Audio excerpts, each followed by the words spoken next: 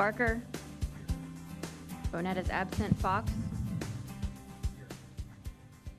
Kauth. She's not here. Kennedy. Here. McPherson. Here. Morgan. Here. Pendrell is not here. Plucker. Here. Prestai is not here. Quinn. Here.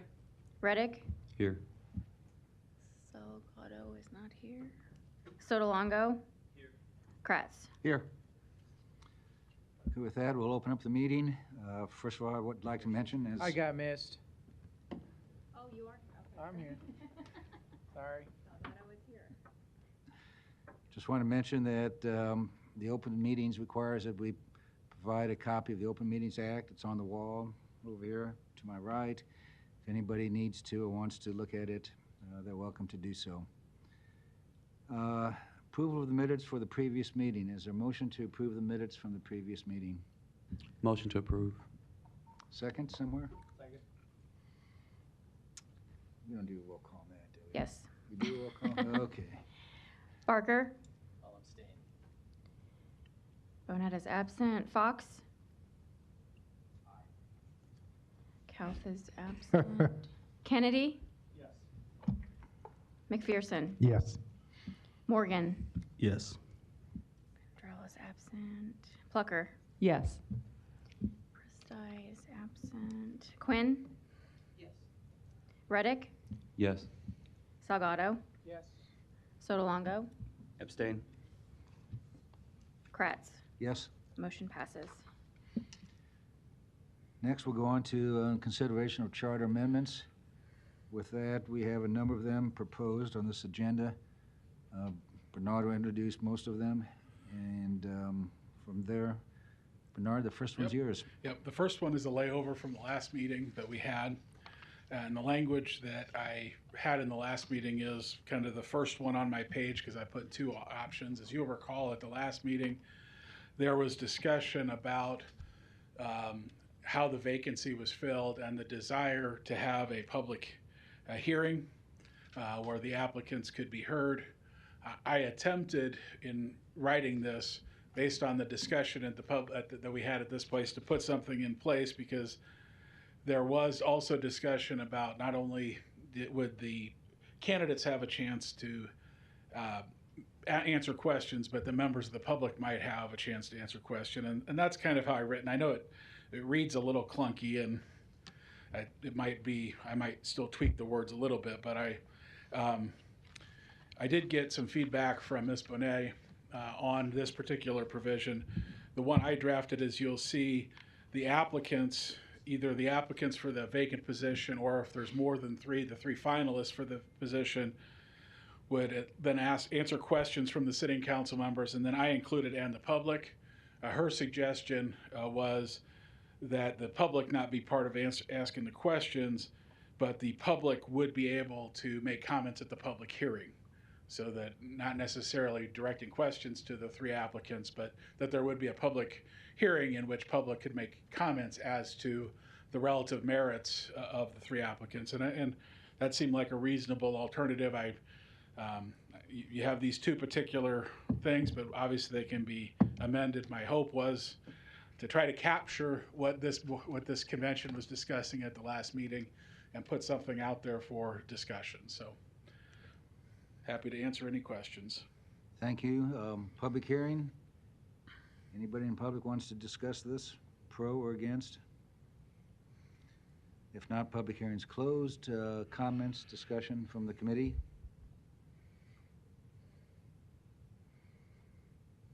And if not, is there a motion on one of these? I'll move the alternate version. Is there a second? Second. Okay. Discussion? Okay, let's do a vote. Barker. Aye. Bonette is absent. Fox. Aye. Kauth is absent. Kennedy. Aye. McPherson. Yes. Morgan. Yes. Pendrell is absent. Plucker. Yes. Prestai is absent. Quinn. Yes. Reddick, Yes. Salgado, Yes. Sotolongo, Yes. Kratz. Yes. Motion approved. Next, we'll go to B, proposed section to 6.11. With that, Ryan Reason will do the introduction. Good evening, Ryan Wiesen, Assistant City Attorney. This proposed amendment comes from the Human Resources and Legislative Subcommittee. The changes that have been proposed in this amendment deal primarily with prohibitions upon city employees' participation in certain campaigns for elected officials or positions. As a general matter, it expands the scope of this prohibition by previously the charter provision only restricted the participation in campaigns for mayor or city council. This expands that to any public office.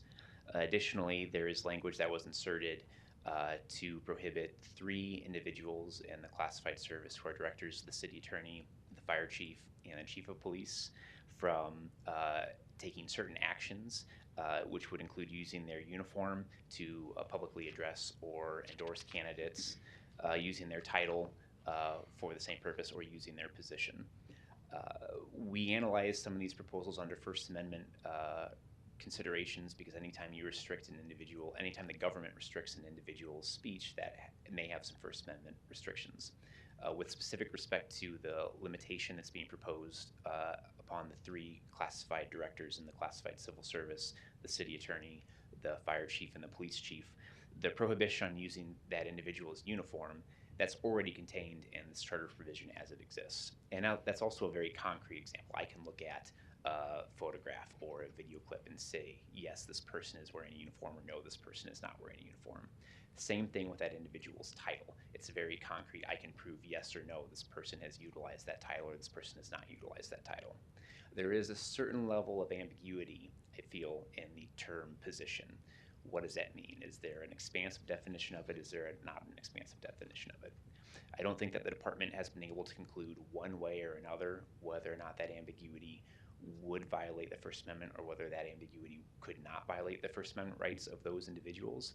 That's a consideration for the Charter Convention to debate amongst yourselves and determine whether or not it is an appropriate thing to propose. But we did want to at least make you aware of the fact that there is that ambiguity, that it is open to interpretation, whereas the other examples that are listed in this section, uniform, title, whether or not the employee is engaged in those campaign activities while they are on the clock working for the city, or whether they are on their own private free time. Those are all concrete examples that there is not as much ambiguity, and that you can look at, the facts. You can look at a picture or video and say, yes, this person is wearing a uniform. No, this person is not wearing a uniform. With that, I'm happy to answer any questions. Let me ask a couple, first of all. The way I read this is that city employees cannot participate in a campaign for any office during working hours. Correct. That's your intent.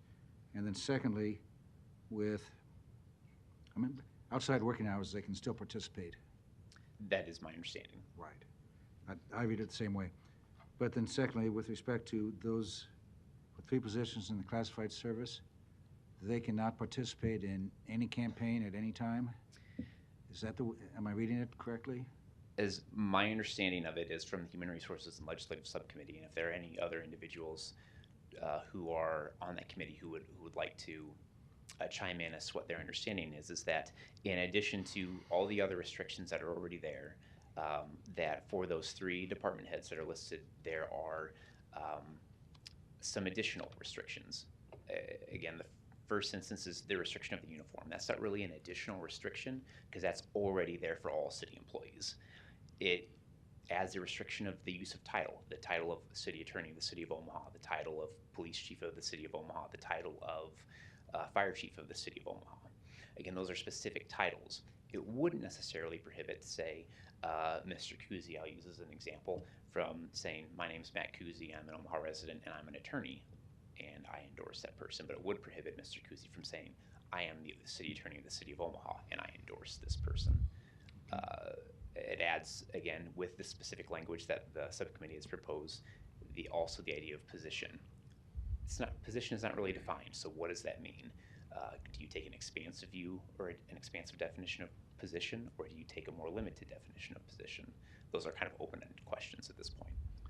But it doesn't prevent those positions from going out and putting up signs, working in the campaign.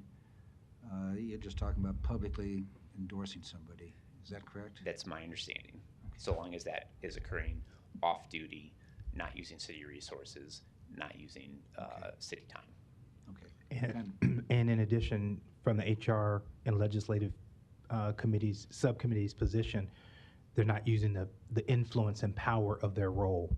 If, as an individual, we didn't want to limit anybody's voice, but we did want to limit their ability in uniform or on work hours, during work hours, to try to influence somebody else's vote. Okay, kind of jumped ahead a little bit. Well, open up for public hearing. Any comments from the public? If not, we'll close the public hearing and go back to committee comments. So, Yes, just sir. want to go on to that. So the chief of police, the chief of fire, Yeah, fire chief, yeah. and what's the other one, city attorney? City attorney. They can't endorse, period, any person. I would not interpret this proposed language to go that far. Again, it says that while they are on duty, this would prohibit them from doing it. It would prohibit them from doing so while wearing their uniform. It would prohibit them from doing so in using their title as part of that endorsement. Again, we get to the question of what does it mean by position, and there's, again, some ambiguity in that. Is the term position interpreted so broadly that it includes their just notoriety in the community? Would it go that far? I don't know. The difficulty is in you as an individual can take certain actions to limit what is being utilized when you make that endorsement. But if the Omaha World Herald or KETV or WOWT picks up that story and adds the fire chief of the city of Omaha endorses this person, or the city attorney of the city of Omaha endorses this person, that is kind of outside of your control.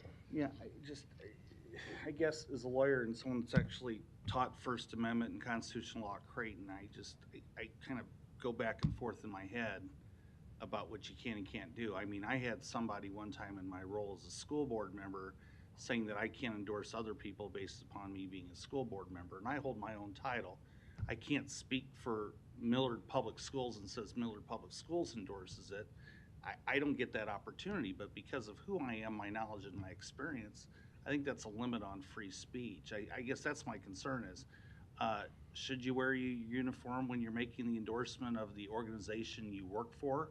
No, and I think there were some issues in the governor's race with that. I know Charles Herbster ran some ads, and I think maybe Jim Pillen did too, and they kind of got slapped for that you can't do that. I think that goes without saying, but I think you think about it, and I'll just use the current person because I think that's probably where some of this is coming from. For example, Todd Schmatter. I hear he's endorsed some people. He's the police chief. So if he says that Joe Smith will be the best dog catcher ever because he'll be tough on crime, or so to speak, then I think he has the ability to say that because that's his knowledge and experience. And that would apply to any chief down the road or chiefs in the past. I get really worried about trying to limit people because why are they making that recommendation? Because they're knowledgeable about something and do something. The other thing I worry about is because I know some people think, well, this is something going on now. Is it because you don't like the person that person endorsed or could be endorsing? Or is it something long-term in a project? And I don't know what everybody's, the reasons why they put this together or had these thoughts. I always think people have good intentions, but I look at the implication down the road because I tend to think voters are pretty sophisticated and can see through it and see why they have that. But I mean, if you have a person that's doing good at a job and says, I know something about law enforcement in Omaha, and I think Joe Smith would be the best person ever, or Mary Smith to do it, or whomever it is, and say that they're going to be best for it, I don't think we can limit that, nor should we. I have an issue with that, and the title is what the title is given to them. I don't want people doing it during work. I think we all agree upon that, wearing the uniform, but I would be against that provision of it. And I might add that some of the language in here says, or take any active position to support or oppose any candidate. So those three individuals, even not publicly and even, out of uniform, sounds like they can't go put up signs or do other things that they do in the campaign. If I'm reading Can that I mention correctly. something? I think, Armando here, I think it has to do with being paid on public tax dollars, on people's tax dollars, and going out and, I do have an issue with that. I guess not so much, taking away their free speech, and they can do that, but while they're working, that I personally have an issue with that, with them using, their time for campaigning on somebody else's, deal. I don't Well, really know of anybody else right now doing it. I'm not saying it because I don't like somebody else. I just don't think Right. that's right to be using, the public's tax dollars to be campaigning for somebody else. I do want to make one thing clear, just legally. There is already state law and city code that prohibits employees from campaigning for anybody during their paid time. And also there is state law that prohibits people from doing it in uniform, which is obviously some of the things that we saw in the governor's race. And so those prohibitions occurred. The question, I think, is this is intended to broaden that to now in your off-duty time. Yes. Are you limited from doing that because you hold one of these 3 classified positions? So, I mean, there are some other restrictions that already apply, and I think the changes to the first part by expanding the positions that it applies to, not just mayor and council, but to any elected position, makes it even more explicit that you can't do it, that any, frankly, any city employee, not just the 3 classified people, but people like me who are just a regular employee. Brian Wiesen, Assistant City Attorney, and I would also add that the existing prohibition in the section in the charter that prohibits employees from engaging in political activities and campaigns while on the clock, on duty, does already apply to these 3 classified service positions. It already applies to the city attorney. It already applies to the police chief. It already applies to the fire chief. I'll give you a good example. My good friend Jim Begley, Jim's on the MUD board. He's a city employee. Jim would never take a call or do something while he's on city time. He does that respectfully outside of his time. I would assume that the chief, firefighters, police officers, people working on the streets are going to do the same thing. Like I said, I'm aware of these other statutes, and I think they protect from that. I just get really worried about limiting 3 people and expanding it to other races. And I have heard from some people from the political debate of it, some people aren't happy because there could be an endorsement that's been made in the sheriff's race, and I think maybe that's part of this. I don't know.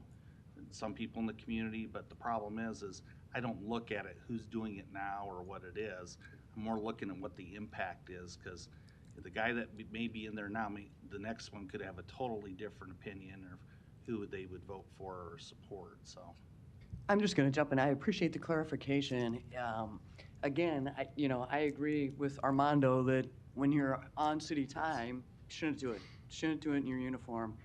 I do believe that you can support people, and given your title, doctor or chief resident of pediatrics, there's some validity as to why you're doing that. Yeah, I like how it was originally worded. I would echo that. I don't think you can take someone's title away from them. I think it's just part of, their CV, their resume. And I also, like Mr. Kratz said, have an issue with the take any active position or support. I don't know what that means, and I think it further limits. But I do agree on work time in your uniform, it should be prohibited as it is currently. I want to raise one issue just because I think in fairness, this came out of the HR committee. It was written by Mr. Pendrell. I did get an email from Mr. Pendrell about 5 minutes before the meeting started that he wasn't going to be able to be here. I know it's an issue that he was concerned about. I know it's an issue that Ms. Bonet was concerned about, of course. Those are two of the three members of the HR committee aren't here. I just point that out just because I appreciate they might have, if they were here, might be able to offer a different perspective or have something else. I just want to point that out in fairness to the two of them as well. I mean, obviously do as you please. I just wanted to point that out. Duly noted, and as the least vocal on that HR and Legislative Committee, I'll just say I would recommend that we lay this one over. And the reason I would ask that to be the case, we are on item number 2, and we have many to go. And the people who really were passionate about it, even though I have some thoughts, I will tell you that they are very able and committed to communicating their position. So my recommendation would be that we lay it over, and I would like to make that formal if we're done with other people's comments. Is there a second? Second. Any other discussion? Let's do a roll call. Barker. Yes. Bonet is absent. Fox. Yes. Kauth is absent. Kennedy. Yes. McPherson. Yes. Morgan. Yes. Pendrell is absent. Plucker. Yes. Prestai. Yes. Quinn. Yes. Reddick. Yes. Salgado. Yes. Sotolongo. Yes. Kratz. Yes, Motion approved. it's laid over till the next meeting. The next item is number C. It's a proposed change to section 2.07, paren A, close paren. With that, Mr. Ingenbosch. All right. Bernard Indenbosch, Deputy City Attorney. Now you're going to get sick of me for a while. The next 3 amendments are kind of 3 different things that are sort of related to each other, but they do have some differences. So the first one that's before you, 2.07, applies only to 2.07.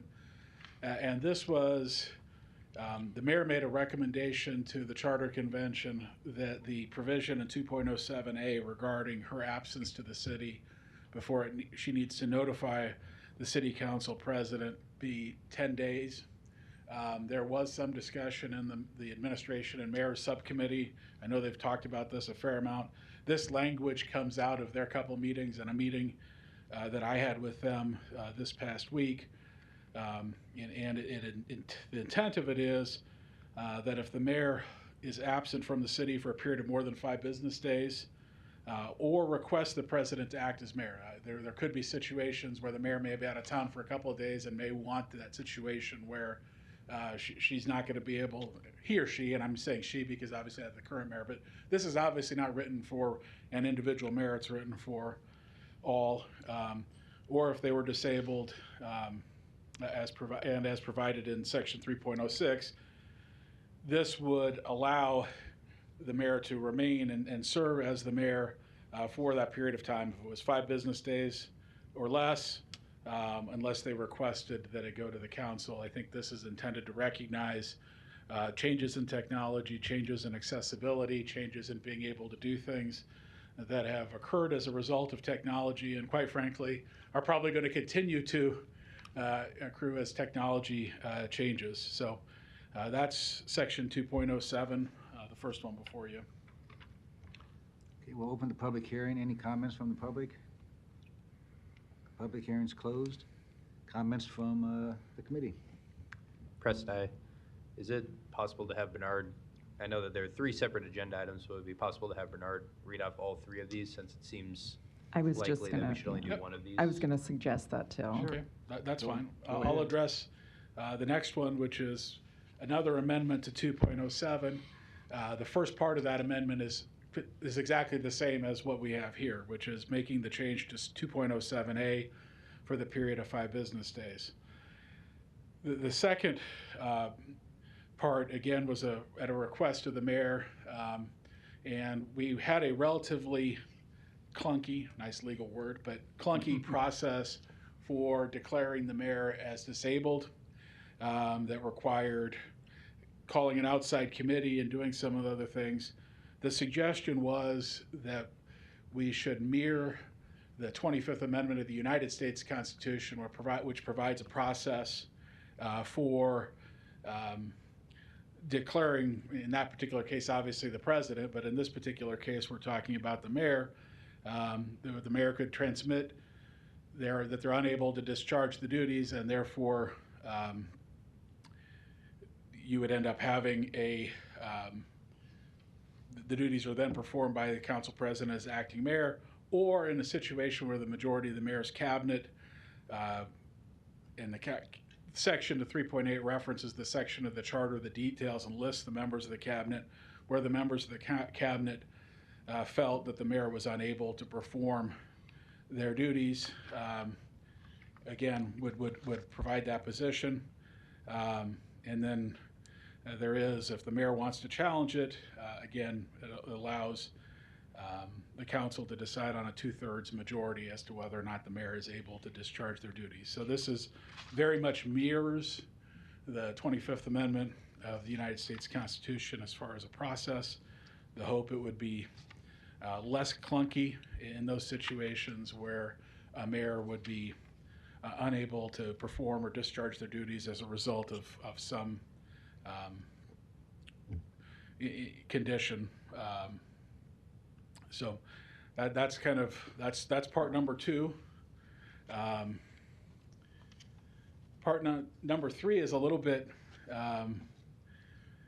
is a totally kind of new approach, and so the purpose of this section, and again it was proposed by the committee, tries to follow up on some of the discussion that we had last meeting about a deputy mayor, not really creating a deputy mayor, but basically creating the ability to have somebody who would kind of act in that particular position. So what occurs here is that the acting mayor, for absences of 15 days or less, would not be the president of the city council, but rather would be a person selected by the mayor from a list of the city council chief of staff, any person that's in the cabinet, or the city council president. Of course, anybody that was appointed would have to meet the qualifying conditions in the city charter, i.e. they have to be a resident of the city of Omaha. And then in situation where the mayor was unable to perform the duties of their position for more than 15 days, or they're deceased, or they're and meet the standard of being disabled, then we would go back to the provision where the president of the city council would act as the acting mayor. So the concept is, rather than create a deputy mayor, we'll create an acting mayor for short-term absences that could be somebody that's appointed from a select list to basically act as that person. Obviously, that person, if it's the chief of staff or a member of the cabinet, would be somebody that isn't elected. We all understand that. And that list can obviously change, but that was, I think, an idea to kind of pursue this idea that if we could have a deputy mayor that would be someone that was selected by the council without creating a new position. This creates a process where those short-term absences would be somebody who could be somebody that answers to the mayor. So those are the three various proposals. Okay, with that, let's take them all together. I have a public hearing on the three proposals. Anybody want to testify for or against? If not, we'll close the public hearing and move to comments from the committee. I can start since I'm on that subcommittee, and I can kind of tell you with maybe their help what we were thinking. I think we definitely all agreed after many discussions that there has to be some recognition that this is a more modern and technologically advanced world that we're living in than maybe 10 years ago when they considered this in the charter, and certainly will only move in that direction in the next 10 years. So we felt strongly that there should be a number of days that any mayor can leave town while still being accessible, still being able to perform his or her duties. So that's how we came up with the 5 business days. Some were comfortable with longer, some shorter, but that was a good compromise that we ended up with. Also, I think there was general consensus that how the charter deals with an incapacity issue of the mayor is archaic and really unworkable. So this, the second, I think, option was mirroring the 25th Amendment seemed to make sense to us. It works, obviously, at the federal level and should work here. The third concept, I'm going to turn it over to Mr. Reddick if he wants to speak up, but he had really thoughtful and interesting ideas that I think were definitely, we considered them a lot and are definitely worth consideration by the whole group. But I'll let him articulate those more eloquently than I can. Thank you. I know everybody has if they've had an opportunity to read the acting mayor section 3.04.5. Basically, we've grown as a city, and if we look at one of the provisions in the charter that basically states we have an opportunity the mayor's position moves to a elected official, the city council president. If the city council president is not from my district, not from my area, I did not have an opportunity to vote on that person. And so whether they hold interest still for their district or their particular section at the time versus acting as the mayor, having an acting mayor would allow that person to, again, be mobile. A mobile office could be set up if necessary, if they are reachable via phone, text, email, carrier pigeon if necessary. And they could still act as the mayor doing those responsibilities. Other responsibilities where the mayor would either be vetoing something or have to make a decision that maybe doesn't go to the acting mayor could be laid over, just like we're laying over amendments, until the mayor is able to return and resume those particular responsibilities. I know it isn't budgeted right now for a deputy mayor. That maybe could be reviewed again when it's budget time, but an acting mayor allows the person that everyone in the city had at least an opportunity to vote for to make a decision as to who is going to keep the will of the people without any other interest or any other agenda. The way I read this, Bernard, maybe you can answer 3.04.5 as a 15-day period. The other proposals have a 5-day period. So we'd have to select one as opposed to the other. Yeah, Is that correct? Well, and obviously you could amend any one of these to incorporate language from the other, because when I did the third amendment, where I added 3.04.05, you're right, it's a 15-day provision, and it uses the word unable to perform the duties, which would contemplate that if the mayor could perform the duties, that the mayor would continue to do it. But I didn't change, like I kept the disability language that currently exists. I didn't include the 25th Amendment language, so you could presumably mix and match if that's what you wanted. I think the idea was just to get these concepts in front of you. But yeah, I mean, the idea is that for a period of up to 15 days, if the mayor's not there, there will be somebody who is the mayor, and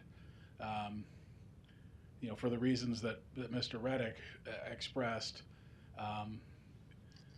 does it make, did it make sense to force that on the city council president, or did it make more sense to make it a member of the mayor's staff or the cabinet, people who are part of the executive branch and are already working with the mayor to move forward whatever his or her agenda is? It also would be an unelected person. It could be. unless the mayor were to appoint the city council president. I left that in as an option, or to select. I'm just trying to figure out how it'll work with the cabinet deciding if the mayor is disabled. If you get some professional input, or does the cabinet gang up on the mayor if they don't like the mayor? Well, You know, and I don't know how it's going to work. That's my question. and you know, I could make the same argument, I think, in the presidential context as well. There was some discussion about the fact that, you know, obviously the cabinet, as you know better than probably anybody in here, the cabinet is made up of 3 classified people who obviously have civil service protection for their position, and 8 non-civil service protected positions who serve at the will of whoever the mayor is. There was some discussion about whether, when we look at 2.07B and we try to incorporate the concept of the 25th Amendment, that we would, you know, maybe as opposed to the cabinet as a whole, where 8 of the 11 are employee at will at the mayor, that you have the classified people being the one who have that responsibility.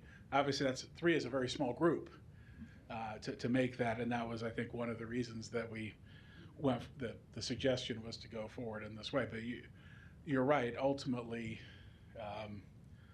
you know, I suppose that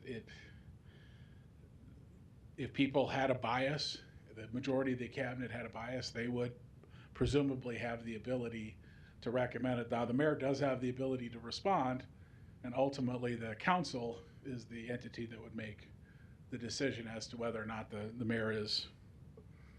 But the majority of people on the cabinet are appointed by her, can be Absolutely. dismissed by her. Absolutely. So if she doesn't like their recommendations, she can dismiss them and appoint new people? No, and once the recommendation was made, I suppose she could. She could then challenge it. And again, ultimately, the council would make the decision then. But you're right, any subsequent time, there would have that particular potential, so. Interesting. Bernard, Other comments? from yeah. reading it, is it true that the cabinet for that proposed amendment couldn't just decide to vote that on the mayor? You know, they couldn't just say it's Tuesday morning and we think it's time to move this mayor side. They could only make that vote if the mayor discharged his or her duties. That's when they would have that 3-day window, correct? So if the majority of the cabinet provides a written declaration that the mayor is unable to perform their duties, then the council president immediately assumes those duties.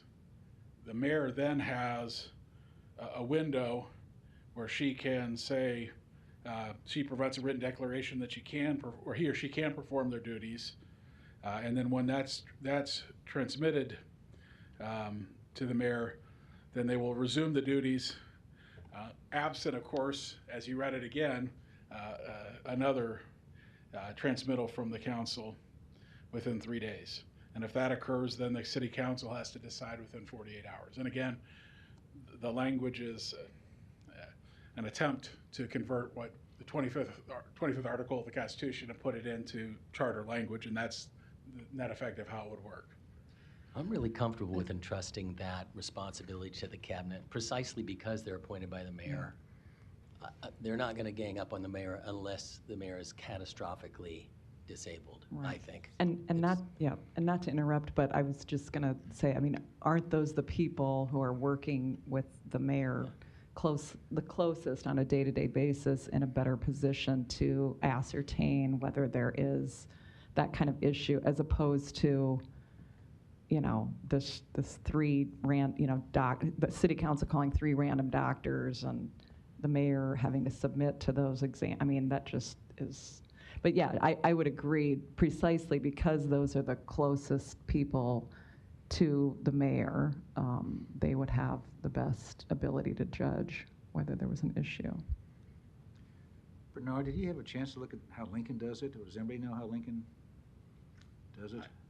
I did not look at how Lincoln does it, so I apologize. I had a chance to not necessarily look at Lincoln, but cities close to our size and close to proximity. Most of them have already budgeted or have either an acting or deputy mayor. And so as we have jumped from 41st to 39th. We are in not necessarily a new stratosphere, but a new era in regards to how we're going to operate as a city. And I think these outline that we are moving in a way where business will be conducted irregardless of whether the mayor is in town, out of town. If disabled, then there's a way that that happens, and we're trusting both the mayor's decisions as well as those appointees, those three people, and the city council. And my earlier comment regarding not having an opportunity to vote does not necessarily mean that there's contention about who that person is going to be. If we look beyond where we are now, I'm not referring to the mayor as he or she in this particular instance, because we're talking about a mayor that's not in office right now. Probably more importantly from my perspective on this particular point is, if we're going to continue to attract as a city the brightest talent and the most available people, we have to, my opinion is, we need to adapt to allowing that to happen, that work to be done wherever they're at. Whether that's in Omaha and its ever-growing borders, or on a plane, if necessary, on a train, wherever that's at. Because we have sister cities around the world. We have other cities that we're learning from, and the mayor as well as other cabinet members go along there, and the work still gets done. So I think that's the biggest part of this, is we are allowing more flexibility for whoever is mayor, either now or in the future, to be able to continue to work. And if the time comes where they cannot, there's a clear line of succession now that's been voted on, or that list has been given by the city council, because that list is coming from them. So they play a part in it as well. I was just gonna say is, Mr. Reddick, I just think your analysis is spot on, and thank you for spending the time. As someone that goes through a lot of looking at structure, municipal government, and political science, I just think your ideas are, I think, spot on in a lot of cases. There are a lot of cities that do have kind of a deputy mayor or give the power to somebody else. I think it's something we should look at a little bit further, because here's some of the issues. When we first had the city charter come to fruition, when we changed from the commission form of government here, that's fine. We didn't have cell service, we didn't have the internet, we didn't have Skype, Zoom, all the things that have come out. And going to the three parts of it is this. One, I think there's the general inherent powers of the mayor, the separation of powers, which you kind of bring up in your argument, that I think we need to respect. I think having the mayor be able to be away from town and discharge her powers is very important, no matter who the mayor is. I think that we have the capability to do that. The second part I talked to Ms. Plucker about today is, if the mayor's not able to be gotten a hold of, you could delegate emergency powers to someone, whether it's the deputy mayor, your thing, chief of staff, or the city council president, that could only have emergency powers that could be quickly taken away when the mayor was there. So if the chief of police, the public works, someone from safety needed something, that the mayor needed to sign something, and he or she was unavailable, then the council president or the other person you talked about could deal only on that. So what couldn't they do while the mayor's absent or be gotten a hold of? Can't sign legislation. I don't think you should be able to do that. Things in the normal course of business. But for emergency powers, if we could spend some time focusing on that, if there was an emergency, as a tornado comes through, you couldn't get a hold of the mayor at that time, then who makes that decision for emergency powers only? And I think that would be a good distinction. The other part of it is the cabinet having that decision. I think on the mayor's incompetency is very good. I like those provisions. And then as far as creating a new position, well, all intents and purposes, I've seen several different mayor's administrations, and usually the mayors are pretty good about who they pick for chief of staff. I mean, you had Paul Landau under Fahey. You had, well, he's a city councilman now. Brinker Harding was one of Hal Dobbs' ones. Usually have had good people that have held those positions over the years, and they're almost treated as that second in command. And, you know, we have Chief Warren here, we had Marty Bielik. I just think if we flesh this out a little bit more, and I'm not, well, I guess I'm gonna say maybe we lay this over and think about it between now and the next meeting is, I would like to see those come together and see what the other advice is from the other members of this body here, is I would like to tie all three of these up together, because I really think keeping it within the mayor's office for that period of time would be a good move, and have that defined. And then two, I think having the emergency powers and the time that the mayor's out of the city be separated. I just think that that takes care of some concerns on both ends of the spectrum. That's all I got. Mike, I do have just one issue with respect to appointing a member of the staff, again, with all due respect to the chief. It seems like if you're going to have somebody else act as a mayor, it ought to be an elected official, as opposed to somebody who's just, on the staff of the mayor. I think you get more legitimacy that way. The public might approve or agree with what an elected official does, as opposed to somebody on the staff. Yeah, I'm not hung up one way or another, but so the rationale on the other side would be this is, one, he's talking about a separation of powers argument, saying that within that body, because the president approves their cabinet, they essentially go up, however, they're ratified by the Senate, so that's where the legitimacy's at. I think for council president, if you keep the council president, then that second part of it with the council president is that they're elected by being council president by elected members of the seven. Mm-hmm. So that's where they gain their legitimacy. I don't have a problem one way or another, but after hearing how Mr. Reddick put it there, I thought that makes a lot of sense. And if there are problems, and we haven't had any problems, except going back to the Lormont Low thing with Hal Dobb 20 plus years ago, we haven't had these big fights. But I think we do have to update it, and whether it's the chief of staff or a deputy mayor or the council president, I do want to see a differentiation between emergency powers. If you can't get a hold of the mayor, who does that? I think we got to delineate that. And then the day-to-day stuff, that can be handled. The mayor can be out of town for 10 days. I don't have a problem with that. I mean, when you go to Shizuoka, if you go to Japan, you're the mayor of Omaha. You're not the mayor of Omaha because Pete Festerson's here back home. Or if you go to the council of mayors, you're still the mayor. And I think we can adapt out of that. And Mr. Kennedy, you're comfortable,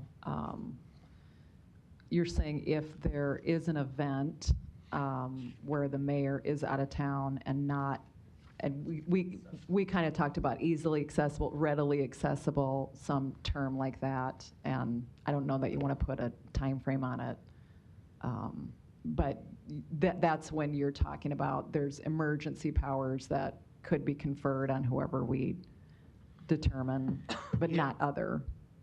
Correct. So here would be the issue, because I kind of see this, and maybe Chief would know this better than I think our police chief and fire chief, let's just say Von Maur shooting, police chief goes out there. I don't think the mayor is out there directing what's going to happen. Mm-hmm.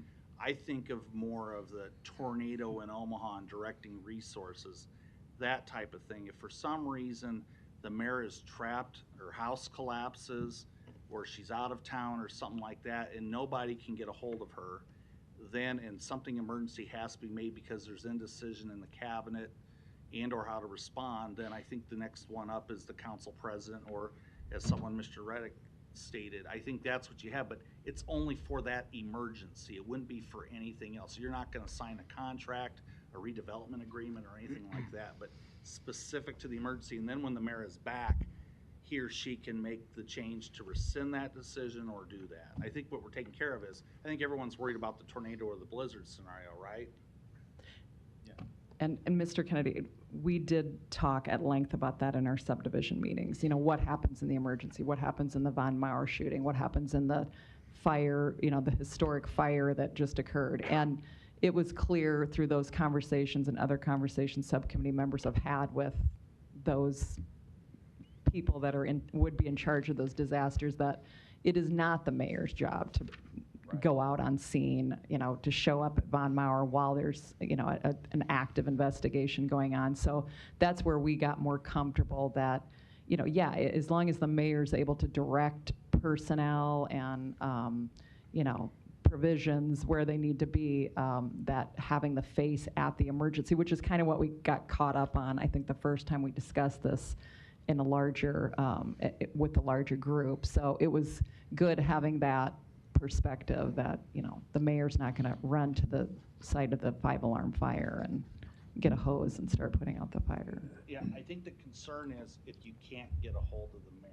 Correct. Or where the mayor's at. Yep, correct. I think that's the issue. So if you're thinking about if a decision has to be made at the mayoral level and you can't get a hold of the mayor for any reason, then what happens? And then the solution to that could be, just one idea, is the council president or somebody else steps in and can make an emergency decision. But usually those things are kind of set in place. I mean, if there's a riot, the police handles that, if there's a thing.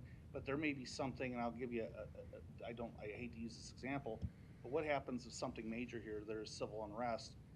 Can the police chief call the National Guard, ask for the National Guard to come in? I don't know. I mean, that's why I think you have some emergency power given to somebody if the mayor is not available for a phone call, Skype, whatever it is. McPherson, in support of moving this forward, the dialogue has been fantastic. And what Mr. Reddick proposed was very clear. Can we get some understanding on what the contention points are so that we can ask the committee as we lay this over, because we're not going to resolve it now? Is it possible for us to understand what points do we agree with, what points do we not agree with, and then we send the committee back with whoever else wants to be part of that discussion so that we can more clearly identify what that text or what that submission would be? That's a great idea. I can take a stab and maybe we can have discussion. If it sounds like we are agreeing on there is a period of time, whether it's 5 business days, 10 days, as the mayor suggested, that the mayor can be out of town without losing those powers, without informing the president of the city council. And then Mr. Kennedy is suggesting that, and I think I'm seeing nodding, that during that period when a mayor is out of town, the mayor should be readily accessible in the event of an emergency. If not, there is perhaps a transfer of emergency powers only until the mayor is available. That seems to be, everyone's kind of nodding. Secondly, the incapacity issue, treating that more like the 25th Amendment of the Constitution and not how it is currently in charter, seems to be in agreement. The third issue is Mr. Reddick's explanation of should the mayor, upon whatever desire leaving town, be able to designate to his or her chief of staff or cabinet person or city council president to perform duties while he or she is out of town. I think that's the third one. It needs more exploration, but feel free to disagree. So you're suggesting then, without that list, do we send this back to the committee to further define maybe what an emergency is? Whatever else needs to be put into it? The committee and whoever else is so committed to, because what happens is the committee goes and considers it, they make updates and edits, they bring it back, and we go over it again, right? For those who have passion, and I appreciate the points that Mr. Kennedy made. I thought they were very clear and should be included, but we're not going to get it done here. So. Yeah, I feel like, I mean, I don't want to speak for the rest of the committee, but I think the committee has discussed this. They feel comfortable with, presenting it to you all today. I think we can take a stab of working with Bernard on the readily accessible and emergency powers. That seems more of just a list. But the third issue, I think maybe we just need to marinate on for a week or whenever our next meeting is, and then have the members that aren't here today and just have more robust discussion, or unless people want to get together but I think the committee has come to where they're comfortable presenting that. I believe the committee is well able. I'm just saying very clearly that the next meeting is July 11th. And so in my mind, they have until July 11th, whoever's on that discussion, to bring it back But remember, when you bring it back, for any empty chair that you find in here, we're going to have more voices, right? So we're going to have another robust discussion, and I'm sure that we're all ready for it, but our time just doesn't allow for it. And that's fine, and I kind of contemplate that we'll come back with two options for you the next time. One will be an option that has the whatever 5 or whatever days, includes the 25th constitutional stuff, and then the second will be mirrored kind of on the last thing that we're talking about is the 3.0 or 5, but we'll incorporate that 25th constitutional amendment, so you have two options. We're obviously going to have to address this emergency situation in both, because that's obviously kind of the variable that we didn't address in here. So that's what I would envision. But obviously, if the committee wants to do more, I think we want to try to make it simple for you and try to narrow it to a couple of options, and then you can decide what's the will of the convention. McPherson, I move that we as a committee lay this one over, directing the subcommittee to retool and provide two versions as they come back to us, the larger charter convention body. Second. Go ahead. Reddick, second. Okay, let's do a roll call. Barker. Yes. Bonet is absent. Fox. Aye. Kauff is absent. Kennedy. McPherson. Yes. Morgan. Yes. Kendall is absent. Plucker. Yes. Pristai. Yes. Quinn. Yes. Reddick. Yes. Salgado. Yes. Sotolongo. Yes. Kratz. Yes. Motion approved. Okay, next we'll do number F, which is amendment to the charter section 2.08. Again, this is and I appreciate the discussion, frankly, because I thought the last three were going to be probably in many ways the most important ones we're going to have to discuss. So I knew they would take a little bit of time. The next ones should hopefully be a little quicker. So again, the revision to 2.08 was a request made at the request of the mayor's office, basically to provide a line of succession in the event that the mayor was unavailable, president of the city council was unavailable, and the vice president of the city council was either unavailable or disabled. And there have been circumstances over the past couple of years where all three of those folks that are laid out in the charter as potential people who'd be acting mayor have been out of the city. So the thought process is we need to explore a further line of succession. You'll see Bernard created an arbitrary one, and I'm subject to any one of you telling me to change it or do whatever else. The line of succession that I kind of contemplated would go from longest serving council member to the shortest serving council member, also appreciating because people serve terms. And then I tried to come up with a rule, how do I differentiate between two people who've been on the council for 8 years. I put a tiebreaker in. Any tie and length of service shall be decided in favor of the lower numbered city council district. I appreciate that's just like flipping a coin, but I wanted to put something in there that would make it clear. So obviously, if the will of the convention is to do something else, or somebody has an idea of a better way to break ties, I'm all for hearing it. I just wanted to give you something that I thought worthy of discussion and consistent with the concern that the mayor has expressed as far as there not being one of those three people in town, which, as I said, has happened. The public hearing? Anybody from the public want to speak to this one way or the other? Public hearing's closed. Comments from the committee? Beautifully constructed, Mr. Bernard.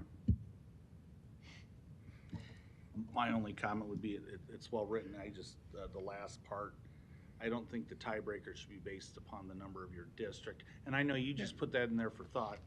I think you should I think the council, since they select a president and vice president, they, at their first meeting, can also select the order. I think that's within their body. Councils change every election or upon new people coming on board and people leaving. I think that the council should put it on themselves to figure out what that is and pick 1 through 7 or something like that. I think it's kind of arbitrary because let's see, who's the number one, and I never base it upon that, but it's Pete Festerson right now. So whoever hold Pete Festerson's seat, which I think covers Benson, Dundee, and that, nothing wrong with Benson and Dundee, but they have the first pick over North Omaha, South Omaha, Millard, or whatever. I think there needs to be something else, but everything else looks fine, and that's all I have to say. So, Mr. Kennedy, would you be suggesting that the city council would decide the ties, or are you saying should pick the entire order 1 through 7? I think there's a practical difficulty with having the city council do the ties at the time, because obviously we'd have to wait till the next meeting. So I think what he's suggesting is maybe at the time that they elect officers, they would elect an order. Now, I've watched the election of officers for the city council take hours and hours and hours. I can hardly imagine what it would take to put 7 in an order. But again, and maybe what it is just all they would do is give priority between those people who have the longer tenures, i.e., You could do longer tenures, and then maybe if there's a tie, and I'm just throwing this out there because I don't know everybody's percentages, but say whoever had the biggest win margin by percentage, is something like that, something that you can't tie to who holds the seat, and we don't care because it's not going to happen next year. The council will be different. I mean, that's, you could do it the person who received the highest percentage of votes or something. I mean, that. I would do it by percentage of vote, and here's what you want to do.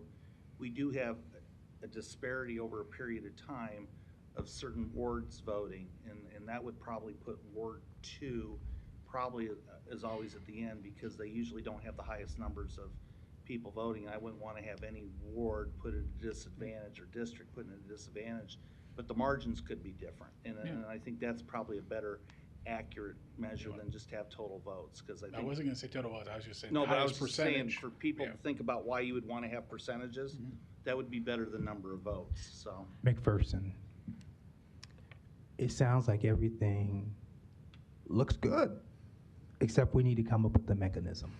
So if we can take a minute to just go ahead and come up with the recommendation so that every time the city council meets that it's not constantly changing the mechanism by which they're able to break a tie. Everything already looks good based on what was written. What other suggestions do we have?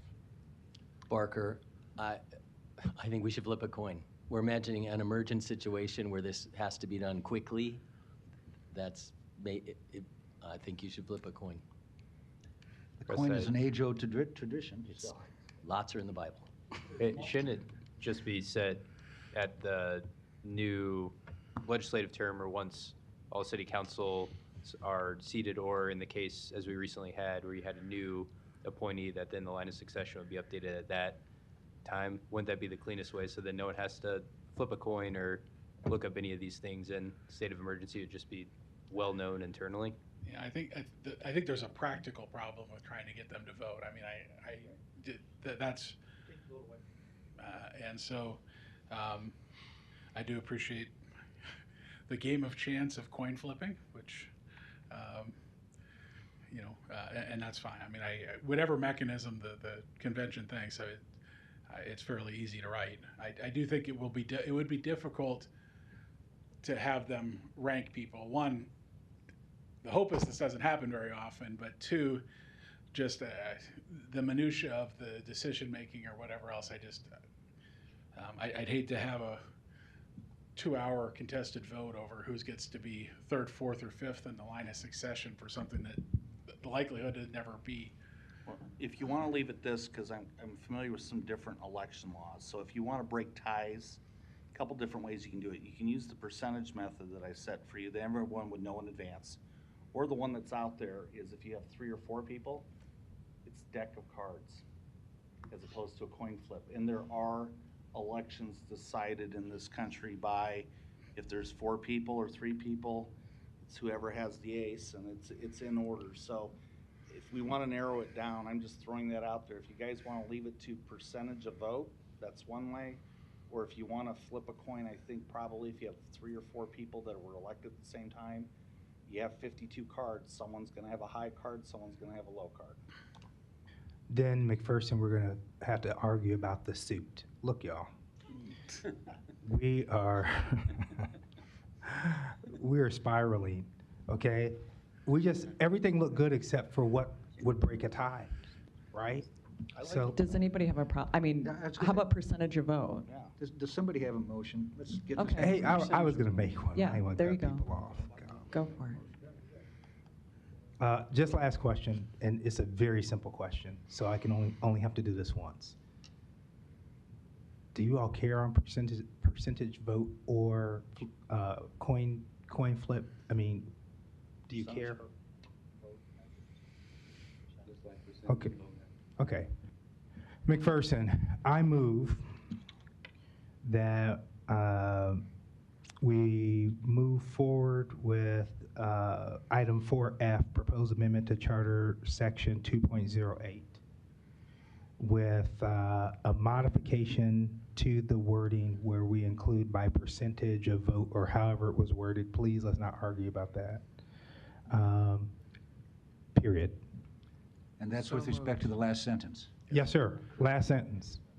And I'm happy to read. I've tried to write out a last sentence, so I'll read it. Go ahead, Bernard. Any tie and length of service shall be decided, of course I can't read my own handwriting, in the form of in favor of the council person who received the highest percentage of votes in their district in the most recent election. Is there a second? Second. Okay, any further discussion? Let's vote. This will be to amend this proposal. Then we'll vote again. Yes. Barker. Yes. Bonet is absent. Fox. Aye. Kauth is absent. Kennedy. Yes. McPherson. Yes. Morgan. Yes. Pendrell is absent. Plucker. Yes. Prestai. Yes. Quinn. Yes. Reddick. Yes. Salgado. Yes. Sotolongo. Yes. Kratz. Yes. Motion approved. Then we'll have a vote as to the proposal as amended. Just a motion to approve as amended. Reddick here motioning to approve as amended. Fox, second. Barker. Aye. Bonet is absent. Fox. Aye. Kauth is absent. Kennedy. McPherson. Yes. Morgan. Yes. Pendrell is absent. Plucker. Prestai. Yes. Quinn. Yes. Reddick. Yes. Salgado. Yes. Sotolongo. Yes. Kratz. Yes. Motion approved. Okay, next, we'll go to item G, which is proposed amendment to section 5.03. And you'll recall, this is an amendment that was proposed by the Finance Department, and you'll recall we discussed it at our very, very first meeting. And this was the provision that allowed for the reserve fund instead of not to exceed 8% of general appropriations. And I got to make it clearer in my underlined copy because it doesn't look quite as clear as it's intended. Increase that balance from 8% to 12%.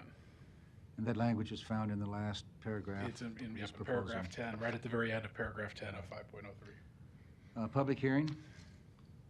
Any public testimony? Seeing none, public hearing's closed. Discussion by the committee? If not, is there a motion? Motion to approve Charter Section 5.03. Second by anybody? Morgan, second. Let's do a roll call vote. Barker. Yes. Bonet is absent. Fox. Aye. Kauth is absent. Kennedy. Aye. McPherson. Yes. Morgan. Yes. Pendrell is absent. Plucker. Prestai. Yes. Quinn. Yes. Reddick. Aye. Salgado. Yes. Sotolongo. Yes. Kratz. Yes. Motion approved. Next one's section 5.06. Mr. Indenbosch. This was one that was proposed by the Finance Committee, and I know there were a couple different people who suggested it, some internal, some external. There are some situations where there may be a budget amendment in front of the council and there's a public hearing on that, but on occasion, that budget amendment may be amended by the council, and in those instances, there may not be a public hearing. And the concern was that if there was any amendment which increased, decreased, or in any way changed the budget, there should always be a public hearing to discuss that. So this, in our budgetary process, we will have budget amendments brought forward by the council. There are public hearings on those, But what does occur in some occasions is there may be some bartering or the discussion leads to people saying, maybe here's a middle ground we can reach. And ends up being, after the public hearing is closed, an amendment that occurs. And in that instance, there may not in fact be a public hearing. And the desire is to ensure that if there was going to be any change, so this is an attempt to make that clear. It would merely require the city council to open up for a public hearing if there were an amendment after the previous public hearing was already closed. Okay. Speaking of public hearings, open it up for a public hearing. Any comments? Seeing none, the public hearing is closed. Comments from the committee? A motion? Motion to approve the amendment to section 5.06 is written. Second? Let's do a roll call vote. Barker, Aye. Bonet is absent. Fox, Aye. Count is absent. Kennedy, McPherson, Yes. Morgan, Yes. Hendrell is absent. Plucker, Yes. Pristi, Yes. Quinn, Yes. Reddick, Yes. Salgado, Yes. Sotolongo, Yes. Kratz. Yes. Motion approved. Next one is section 5.16. Mr. Indenbosch. All right. This is one, as you'll recall, it kind of starts with the original request by the Finance Department, but ultimately the Finance Committee made some revisions. You'll see that the original request from the Finance Department was to increase the amount that needed to have formal sealed bidding from $20,000 to $50,000. There are two additional amendments that were made to this. The first that you see as you go down was, I think, in part to address a concern that Mr. Pendrell raised at that first meeting about the transparency of the informal bids. So this would require that for a period of 2 years, the purchasing division maintain a copy of all informal bids. And then I did put an exception in there. There are sometimes portions of bids that may include proprietary information. I wanted to make it clear that if there was proprietary information, that would not be provided. So the idea here is if there's going to be informal bidding and it doesn't go through the public, going to the city council for approval, at least there would be a mechanism for members of the public to be able to look at those bids and to review them. And then the second provision, I think, came from, again, a couple different people who were involved, was we currently have a small and emerging business program. It was to make sure that have a charter amendment that required that we did have a program. It doesn't lay out what that program is, and then to make every good faith effort feasible to utilize small and emerging businesses in all contracts. Obviously, we have to be somewhat careful so that we don't act in contravention of the federal Constitution as well as the Nebraska Constitution. So, and that's one of the things that we have in our small and emerging business program. So this would require that program. Obviously, what the program looks at is legislative, and that would be determined by the council with the ability of the mayor to either approve or veto. So, anyway. We'll open this up for a public hearing. Good, never mind, go ahead. Anybody from the public wish to speak on this item? Seeing none, public hearing's closed, and comments from the committee. Yeah, really quick, on the first part, keeping the informal bids for 2 years, that's transparency. I have no problem with that. The second part, I just want to ask city legal this. So, and I support small business and all that. That's not the issue there. Does this create any legal burden against the city at this time, or does it constrict how we can do bids, or having this provision? Well, we've had a small and emerging business program for the better part of 10 years. And it has not restricted how we could do bids, but of course it has to stay in compliance with those constitutional provisions. And I expect you're really talking more about the use of the word every is probably the word that you're probably most concerned about, I would guess, in the last sentence. and that could certainly be changed to soften it. I don't think we could read the charter in a way that would force us to act in a manner that was inconsistent with the U.S. Constitution or the Nebraska Constitution. Well, right. Excuse me, and those restrictions are lowest and best bids. Well, it's lowest and best bid, but there's also you can't Interstate set commerce. quotas and goals Yeah. and those types of things as well. I mean, you can't have an affirmative action program where you're awarding somebody based on their gender, color of their skin, those types of things. So does this heighten the burden that the city has to oblige to those areas and take those into account more, or is it just kind of a goodwill statement and that then it's handled legislatively by the council? I would assert it's a goodwill statement requiring that we have such a program. Ultimately, the program has to be established legislatively. That was my first question, was do we have this program? Secondly, do you think it will always be called this program? Because we're now putting this in our charter. So what if the name of the program changes from the federal government? Yeah, there's always that potential. It has become a term of art in government. I mean, I think if you go across the country, you're going to see that term of art used. There's no question that could change. And I'll add, when we set up this small and emerging business program, we struggled with what to call it, as opposed to quotas like Bernard said, or some other name. We came up with this to get away from race-based quotas and try to emphasize a small business. That's the term that we came up with. I suppose it could change at some point, but. Salgado here. For the record, I'm very familiar with the program. I highly support this second part to this amendment, providing them the opportunity to gain some of the contracts for the city. There is a program, there's a tier 1, there's a tier 2, that follows that SEB program. It does need a little house cleaning, but overall, I think it was meant to help that small businesses. So the big guys don't get every single little contract that the city sends out. There are bigger contracts that are over the amount that we want to raise it to, that the bigger guys can do it, but so the small guys and gals don't have any opportunities. So there is already a list for the city for the small businesses to register and be approved by the city to bid on these contracts.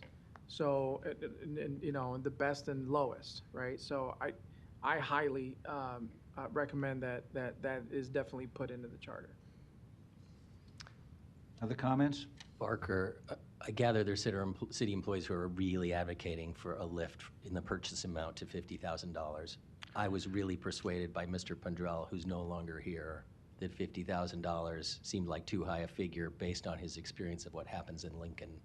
And without making a motion, I'd like to advocate that we lower that figure, and I would suggest $35,000 is sort of splitting the difference. Is there a second to that? I would say for Press, as one of the members of the committee, that was kind of our conversation that was the give and the take of that we could raise it to the 50,000 to match what is happening at the county level as well as the state level. But then to counterbalance that and to address Mr. Pendrell's concerns that by having these bids available publicly, it was really the best of both worlds, that any bad actors then could be rooted out and be found by looking at their pattern over time. And then for the vast majority of city employees that are doing the right thing, all this is doing is speeding up government's allowing us to get these bids done in, a week instead of multiple months.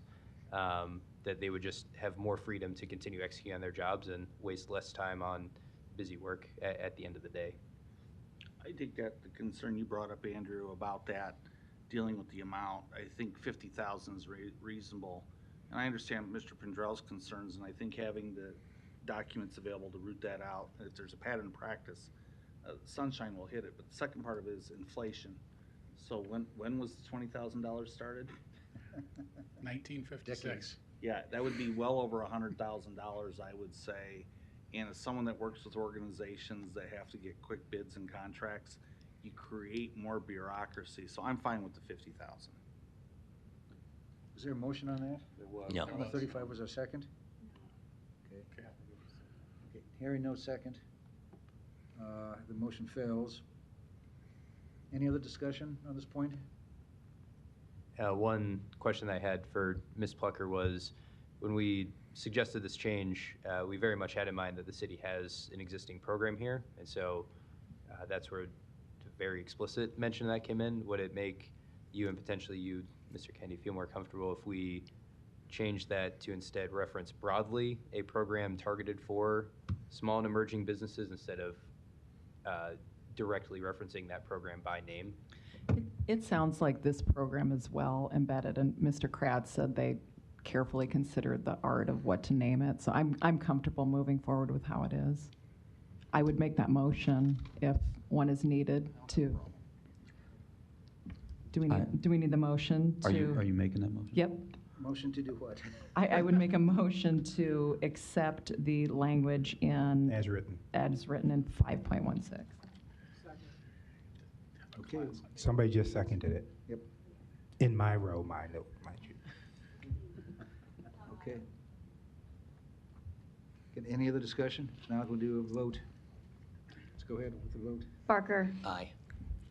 Bonet is absent. Fox. Aye. Cow is absent. Kennedy. Yes. McPherson. Yes. Morgan. Yes. Pendrell is absent. Plucker. Yes. Christi. Yes. Quinn. Yes. Reddick. Yes. Salgado. Yes. Sotolongo. Yes. Kratz. Yes. Motion approved. The next one is proposed charter section on 5.17. It looks like we've just approved changing from 20 to 50,000, so. Yep, Mr. this Indenbosch, do we need this? is obviously the second part of that, which changes the requirement to go to the city council to match the amount that you need to have competitive bidding for. I'm sorry, Reddick. It's a Oh. different section. I It apologize. is. Public hearing? Seeing none, public hearing's closed. Comments from the committee or a motion from the committee? Reddick here, I motion we approved as written. Second. Okay, we'll call vote. Barker. Yes. Bonet is absent. Fox. Aye. Cow is absent. Kennedy. Yes. McPherson. Yes. Morgan. Yes. Pendrell is absent. Plucker. Yes. Christi. Yes. Quinn. Yes. Reddick. Yes. Salgado. Yes. Sotolongo. Yes. Kratz. Yes. Motion approved. Next item is section 5.20. This Mr. is, Indenbosch. section 5.20 is another request by the finance department. Currently, if the city has real property that it no longer needs and it disposes of it, it goes through the process that's outlined in here. The money from the proceeds of that particular sale by charter goes to the Advance Acquisition Fund, and that would remain that for most purchases, with the exception that's being requested here is that when there's a sale or exchange of property that was originally purchased with funds from an enterprise fund, then that money would be returned to the enterprise fund. The city has a couple of enterprise funds that run independently. The main one, and the one most of us talk about, is probably the parking fund. That fund collects revenue from parking meters and parking garages and uses that money to replace meters, pay for employees, maintain the parking garages, ultimately build new parking garages that are financed by bonds that are paid from the revenue. So the theory, at least with the enterprise funds, is that they run independently and that they're not subsidized or cross-subsidized by the city's general fund. So, as I said, this was a request here. Obviously, some of the motivation for this request was I think the city recently sold a parking garage because of the current language in the charter that the proceeds of that sale went into the Advance Acquisition Fund for the city as a whole, as opposed to going back to the parking enterprise fund. Public hearing on this item? Any public comment? If not, the public hearing's closed. Comments from the committee? Thanks, I'll jump in. I oppose this from the standpoint, I think this ties the mayor's hands with respect to funds for various purchases, and we ought not to do that. Secondly, it tends to create, I mentioned this before, I think kind of a little bit of a fiefdom where money is put into one particular area and cannot be reached except for certain purposes. I know Mr. Pendro mentioned, and I was surprised that the state has about 800 of these type of funds, which is, I guess, discouraging from my standpoint. In any event, that's my comment. So, any other comments? McPherson, you said you oppose it, so what would be your recommendation instead? I would not adopt this suggestion. I would not modify it or change it at all. Let me put it this way. I would not change this particular section. I concur with you, Paul, on that issue on that, and that's the problem is you create these funds. But the other side of it too is kind of what our role is. I'm not the financier of the city. I'm not the mayor. I'm not the council. The council has the inherent authority. If they had a problem with the way that the charter is doing this, they could make those proposals anytime outside of our time, or they can do it when they vote on our proposals. So I just think this is something better left alone. I'm going to vote no. I agree with you, Mr. Kratz, as well. So Any my, motion? I'm sorry.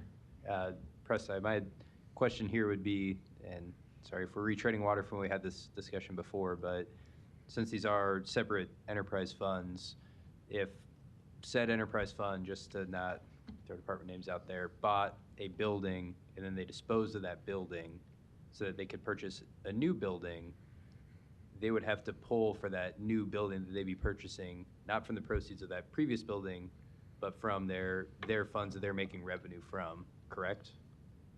If this language is adopted, that's the way I understand it, is that they would use money from this particular fund and it could be used just for them, as opposed to the mayor suggesting we need money for another building or another land purchase.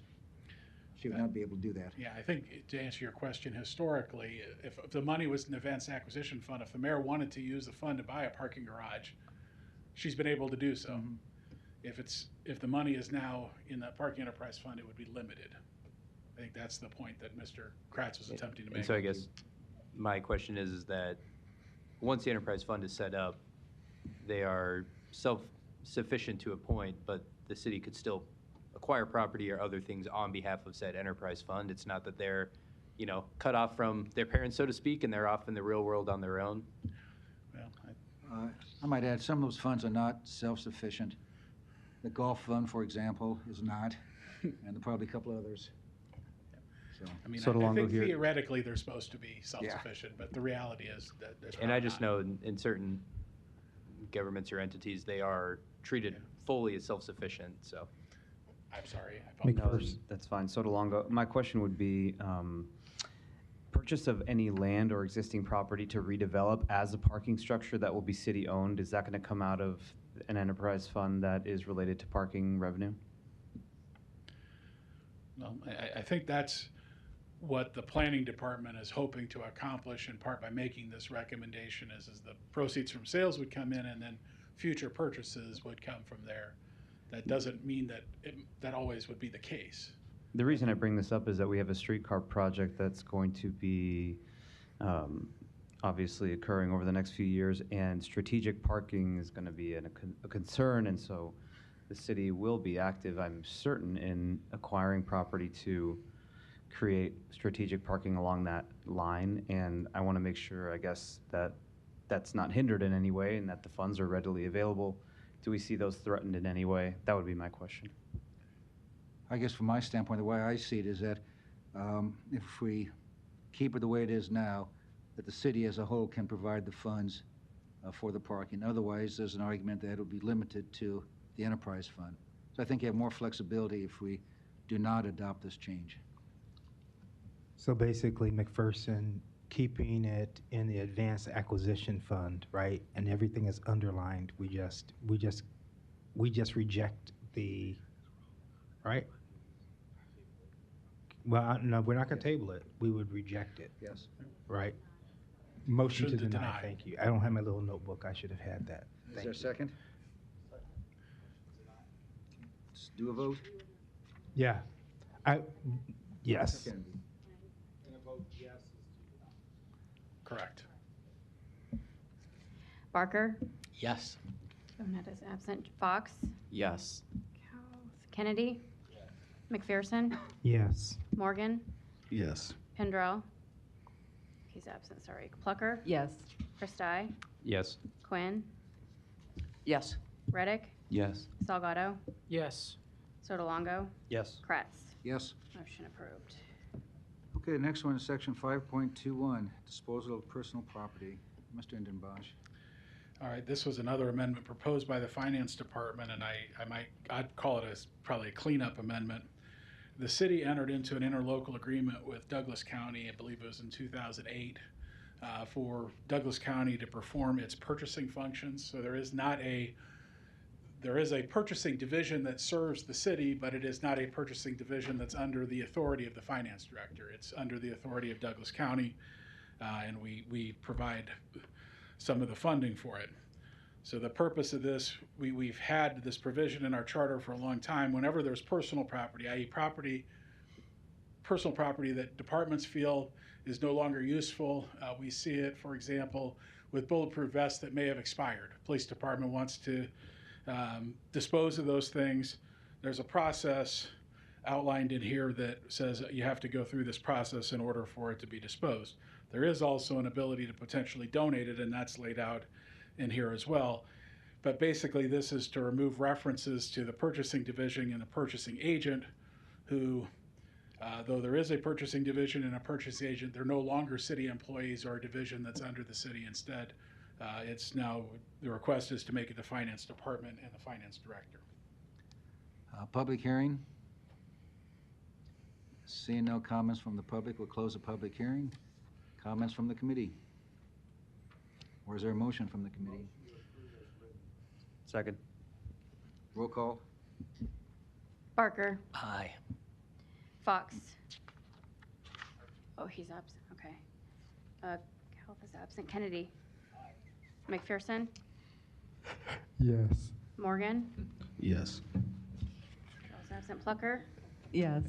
Christi, Yes. Quinn, Yes. Reddick, Yes. Salgado, Yes. Sotolongo, Yes. Kratz. Yes. Motion approved. All right.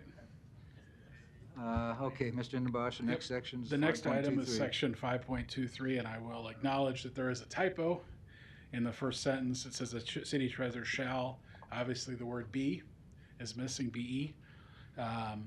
This again is another cleanup provision, and I'll attribute, Ms. Quinn let me know that about the typo, and I told her we'd make sure it got corrected. This was requested by the finance department. At one point in time, the statute provided that the Douglas County Treasurer provided the treasury functions for the city. That's been changed through changes in state statute and previous amendments to the city charter. But this particular language contemplates that the finance director would appoint a city treasurer. The city treasurer is in fact a classified position that's selected through a merit and fitness examination. And this is intended just to make that explicit. So we would ask that you approve it as amended by adding B to it. Public hearing. Does the public wish to make any comments? Seeing none, public hearing is closed. Comments from the committee? Or a motion from the committee? Motion to approve section 5.23 as written. How about Second. as amended? As amended, As I'm sorry. amended. Thank you. Second. Let's do roll call vote. Barker, Yes. Fox, Yes. Calv is absent. Kennedy, McPherson, Yes. Morgan, Yes. Pendrell's absent. Plucker, Christi, Aye. Quinn, Yes. Reddick, Yes. Salgado, Yes. Sotolongo, Yes. Kratz. Yes. Motion approved. Next section, 5.26. So the next section is 5.26. This was a recommendation that came from the Finance Committee, and I think the original request came from Charter Convention member Koth, who suggested this.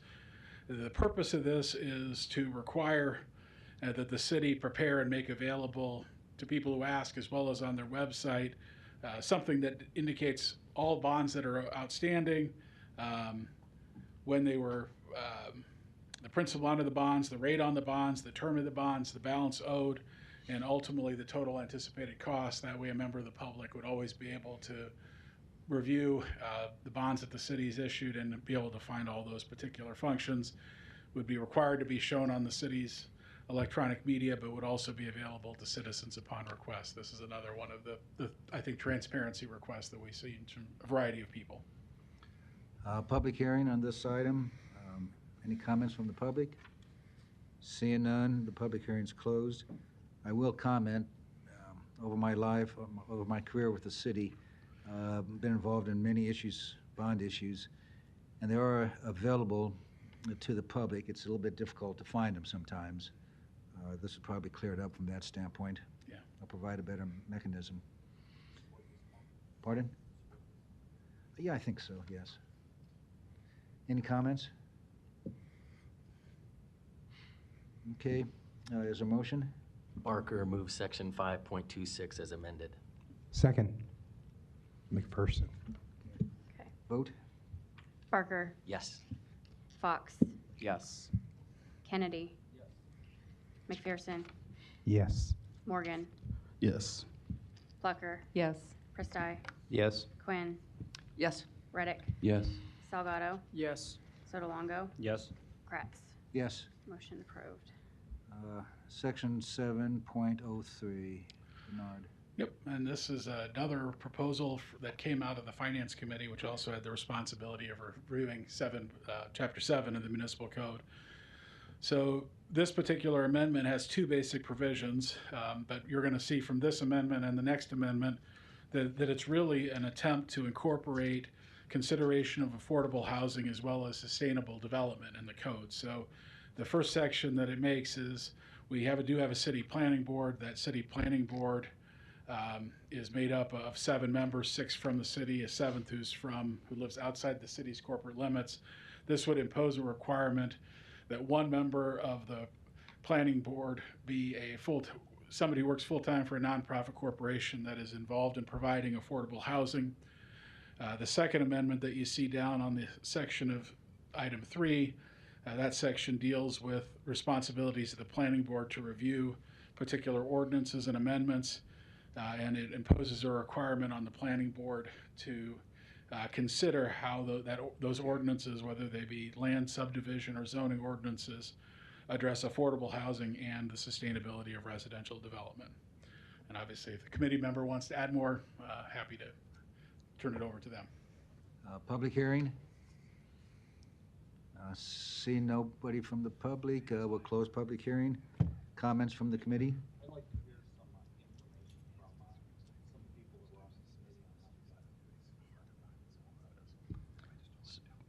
Mike, I was on the committee. This is Quinn. There was a lot of conversation coming to us from the public on affordable housing in general and many facets. And as we looked at it, I'm not an expert, but how is the best way to incorporate affordable housing into the charter in some fashion? I think, there were a couple different places on here. What place is the best place to put it? Is it in the planning department? Is it in the city council? Where is it where we can get the, at least acknowledgement that it is an important part of the city? And I think sustainability too, when you have the city charter and it's 10 years old, things change in 10 years. And sustainability should be mentioned somewhere in there. Now this amendment, as Bernard said, the following amendment also talks about the sustainability issue. So that was the best spot the finance committee could determine. We're open. And I would say from other conversation on the committee that this is something that is by no means rare. Looking at other boards around the city, like the land bank, there's a requirement that we basically took this from verbatim as a requirement for one of their 7 members. And then looking at other planning boards or commissions in other cities, whether it's Denver, Houston, Minneapolis, St. Louis. I mean, just spot checking, I didn't find one that didn't have some type of special carve-outs, whether ex officio or appointments by certain members, or including schools or parks or other members that had interests that were not that were not in the development field directly. I think that's a good point, Andrew, because here's the kind of thing. I think affordable housing is a big issue for the community. The second part is like you brought up there, is that an ex officio position where there's somebody that gives information and guidance to the planning board from the community to talk about those issues, or that's actually a physical vote? And that's the only thing I have a hard time getting my head around, because there may be other people, because there may be someone from sustainability. Well, we're a sustainability group. We want a seat on the planning board. And I worry about that type of creep, but I think you're right and Angie's right. There is a thing in our community that we want to have those type of issues addressed. I just don't know if this is the best way to deal with it. That's my only take on this, is because housing is a problem. And yeah, we do want to be socially responsible and recycle and do these things, but I think the other part of it is, how do you make that balance? And I'd rather have somebody make those recommendations to them, or have a requirement they look at that, as opposed to just picking, because who's the group gonna be?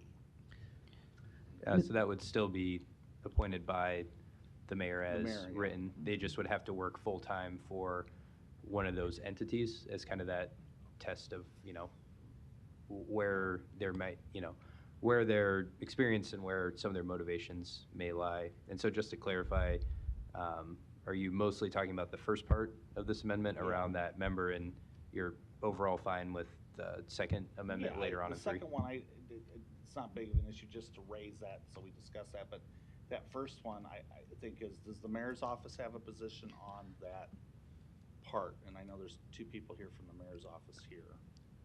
And I was going to ask Mr. Kuzi, I see him standing up there. Has anyone talked to the planning department? I did, about this? Matt Kuzi, Law Department. I spoke to Mr.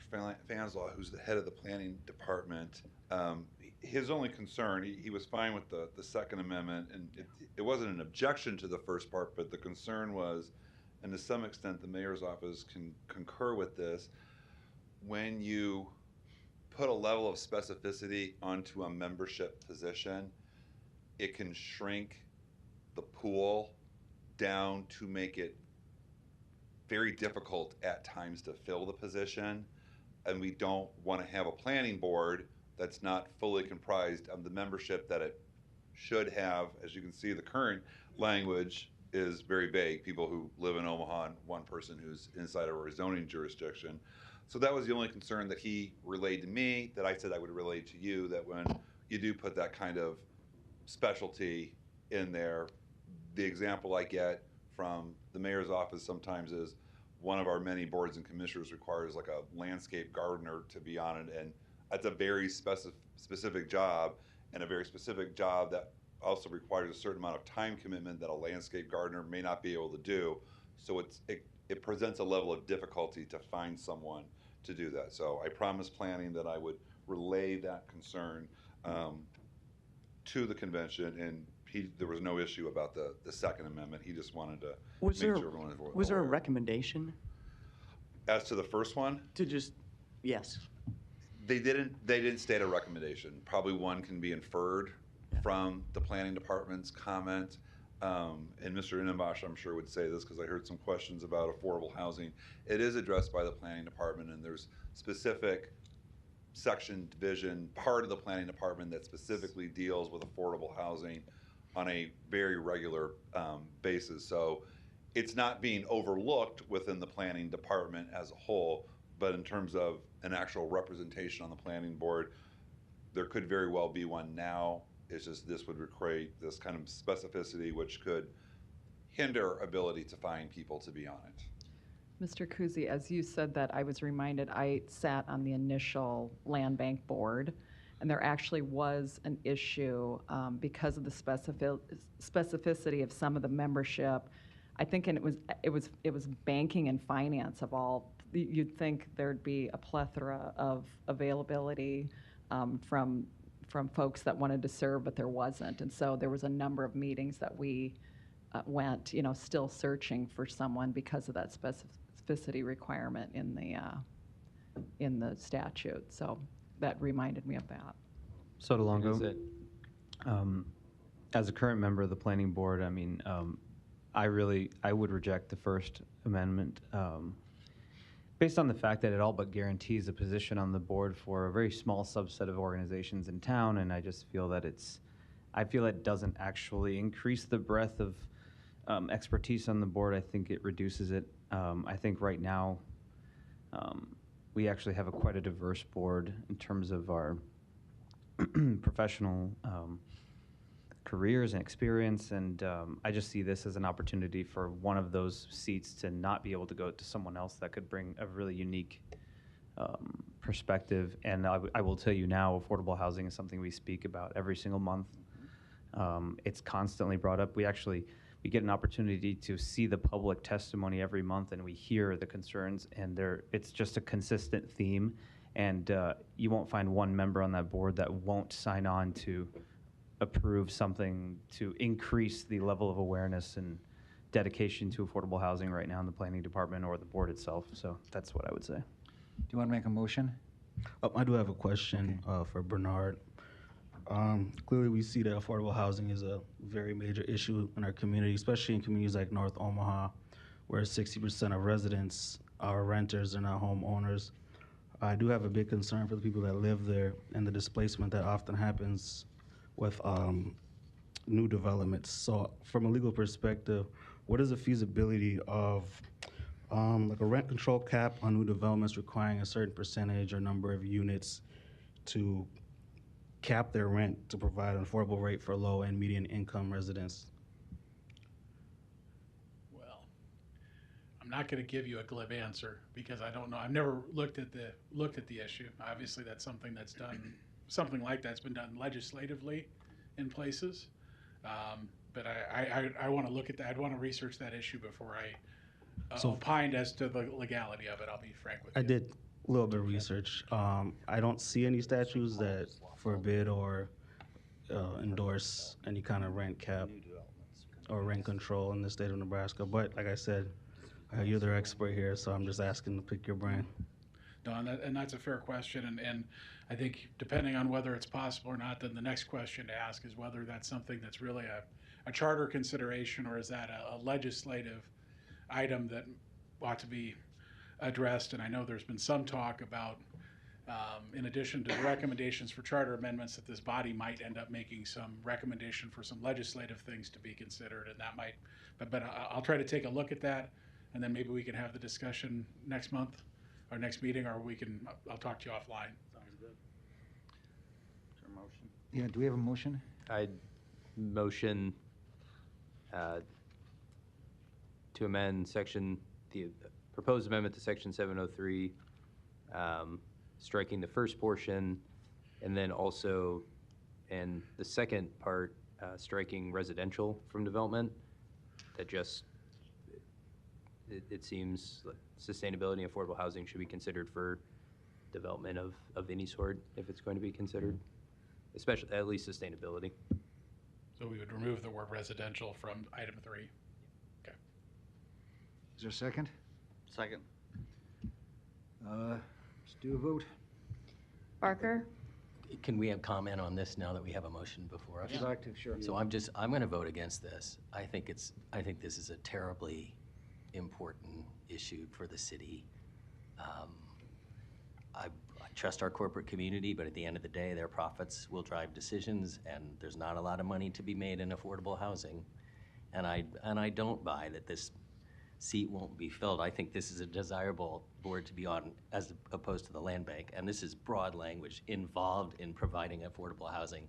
That's all kinds of religious institutions. It's all kinds of large charitable institutions in town. It's not just Habitat for Humanity. There are plenty of people, I think, who do this, so. Is the issue, Rediker, is the issue around the specificity of someone involved in, or excuse me, a nonprofit corporation that is involved in providing affordable housing versus a nonprofit in the community that is affected by affordable housing. For instance, all of the places that Mr. Barker just mentioned. The way I read this is broad enough that any charity that's involved in helping to provide affordable housing. But so my question with for the whole charter Correct. is that issue is the reason why we're striking it down, because of the specificity of being involved in affordable housing, versus if we were to say to strike being involved in affordable housing and more so a nonprofit in the community itself, which could be anybody on there. Hope Center's not involved in affordable housing, but we could sit on that board if necessary. I'm not volunteering, I was just saying. My objection to it was not the fact that it was related to affordable housing at all. It was just the designation of a voting position on the board to a specific either nonprofit or a specific type of nonprofit. I mean, I think, where does that end? As Mike said, we could be then requiring a different use and a different position, and then I just think that the planning board has been operating pretty well and actually already satisfies this. You've got Sydney Franklin on the board right now, and she has been an incredible advocate for North Omaha and redevelopment and affordable housing, and she's not the only one that's behind all of these efforts either. So I would just say that, I guess I would just add that. Quinn here. Just one more comment.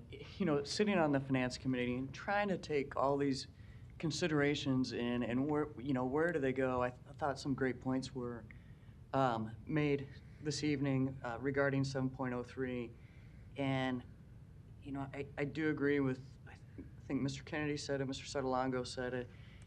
You have 6 or 7 members, and boy, it's affordable housing now. In 10 years, it's going to be, or sustainability or clean energy or whatever, and pretty soon all your seats are taken.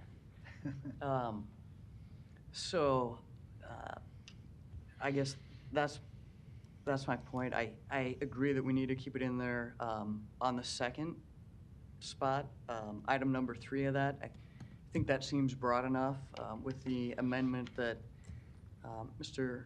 Christie made, striking residential, and I'd be fine with striking the first part with them becoming a member.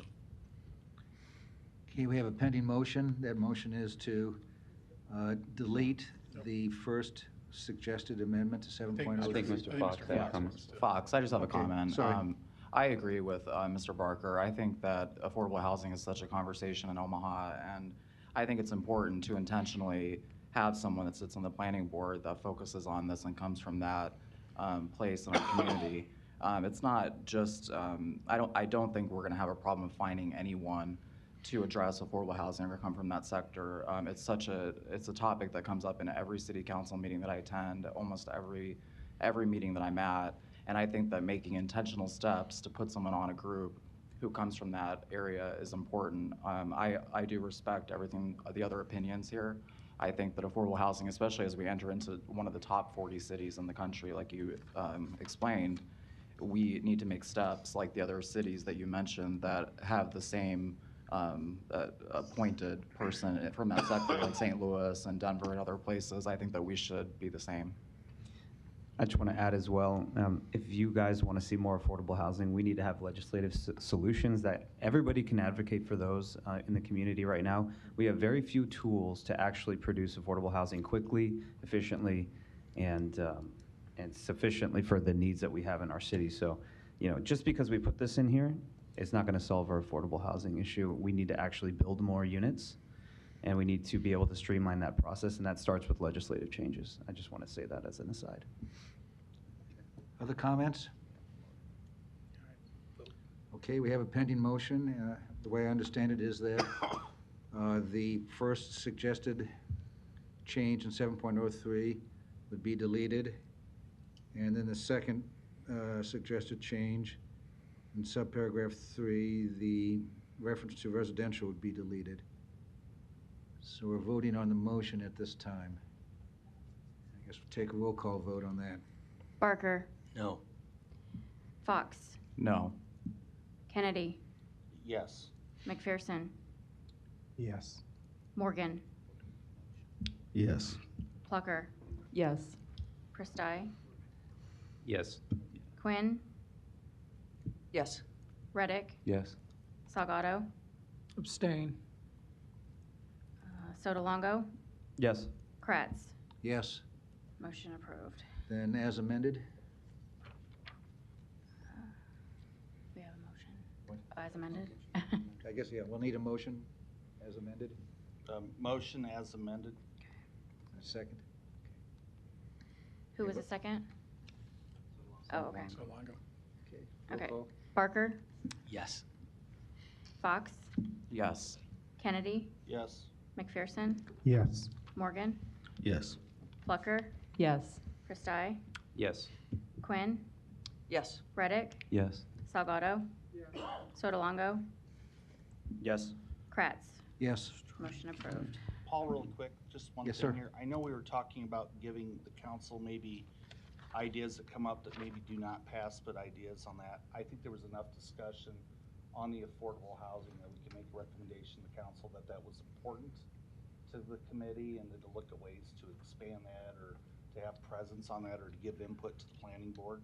Even though we didn't pass it, there was an agreement that there should be some type of input given on those areas. I mean, just for the record. I think it's a good idea. Maybe it's something that when Bernard puts everything together, we can add that at the tail end of I made a items. note about a half hour ago to send out an email to all of you this week to ask you for any suggestions to the council, not necessarily recommendations, but suggestions that we wanted to include, so I could put those on the discussion for conversation, Okay. and maybe at the next meeting. Next one, 7.04, reference master plan. All right, this is another amendment proposed by the Finance Committee, and frankly, in many ways addresses some of the discussion that we've already had. The master plan, I know people talk about it as one document, but the master plan, in fact, has numerous elements. And as you go through the list at the bottom, we do have an urban services element, a transportation element, a parks and recreation element. The purpose of this is to add 2 additional elements to the master plan, one being affordable housing development and one being sustainable development, which would require the city of Omaha to have those additional elements, have a report, just like we do for all these other areas. I mean, obviously, there's probably some overlap, but there's overlap with some of the existing elements as well, so. Public hearing on section 7.04. Seeing none, public hearing's closed. Comments from the committee or a motion? Did Mr. Fanislaw comment on that?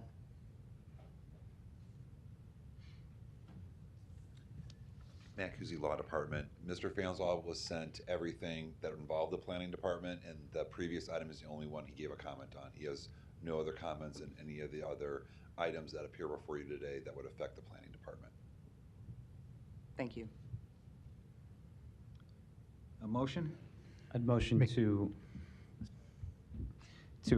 approve the amended version of section 7.04. I'll second it. Comments? Okay, roll call. Barker, Yes.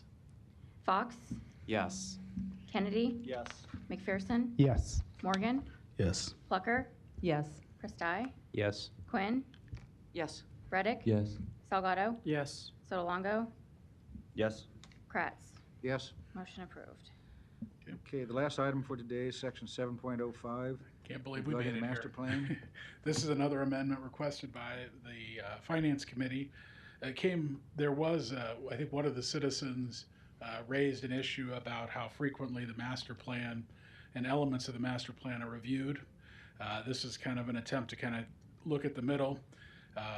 Ms. Quinn asked me a question, I think over the weekend once, about the various elements of the master plan. I found those elements on the planning department website, but it was very inconsistent as to when the last time there was city council action on those elements. Some of the elements, 3 or 4 of the elements had been evaluated in the last 3 or 4 years. And some of the elements appeared that they may not have been formally reviewed since Hal Dowd was mayor, more than 22, 23, 24 years ago. So the purpose of this is not necessarily to require the city to engage people to do an additional, redo the element every 10 years, but require that each element of the master plan, and those are defined in 7.04, the section we just looked at, be reviewed by the planning board and the city council at least every 10 years. So just ensuring that those are reviewed. And then if there were no changes to be made, and frankly, I think there was an expectation that might be the case frequently, that the city council would adopt a resolution recertifying that element. The thought process here, I think, is that every 10 years, we would know that each element of the master plan was at least looked at, reviewed, and a determination made as to whether it needed to be updated or revisited. Public hearing? Come on down. Yep. State your name and your address, please. Am I required to state my address, or? Okay, cool. Just curious. Marcus Chafee, M-A-R-C-U-S, last name Chafee, C-H-A-F-F as in Frank, E-E. 1304 South 6th Street, Omaha, Nebraska. So longtime listener, first time caller. I appreciate all the deliberation that's going on, talking about such important issues. There are a lot of things going on in our community, and I think it's really great that we have this opportunity every 10 years to really contemplate the directions that we want to head as a community, and having it be so representative of the different parts of our city. I only think it's fair that we do something similar with our what I would call a comprehensive plan. I don't really like the term master plan. So I would just consider that, where were you 10 years ago, 20 years ago? When I looked at the master plan when I first moved here about 2 years ago, I saw references to now that we're at the turn of the century, or 1991 when the first meetings were made. As a person who works in the planning field, it was just, I don't want to say anything negative, but it just kind of took me back to be like, where am I moving? How far back in time am I moving, even when I think about the planning principles that are coming up?